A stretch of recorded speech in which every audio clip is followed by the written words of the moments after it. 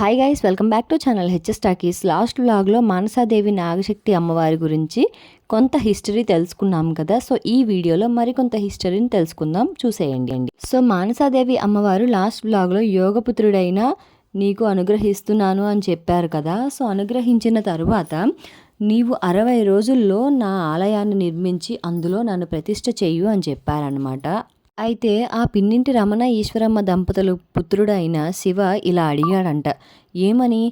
అమ్మా, మాది చూస్తే చాలా పేద కుటుంబం, వ్యవసాయం చేస్తూ జీవనం కొనసాగిస్తాం, మాకు ఆలయం నిర్మించడం సాధ్యమవుతుందా తల్లి అని శివ అడగగా, అమ్మవారు మంత్రజపంతో 27 సార్లు ప్రదక్షిణాలు చేస్తే ఆలయం నిర్మించడానికి సాధ్యమవుతుంది అని చెప్పారన్నమాట.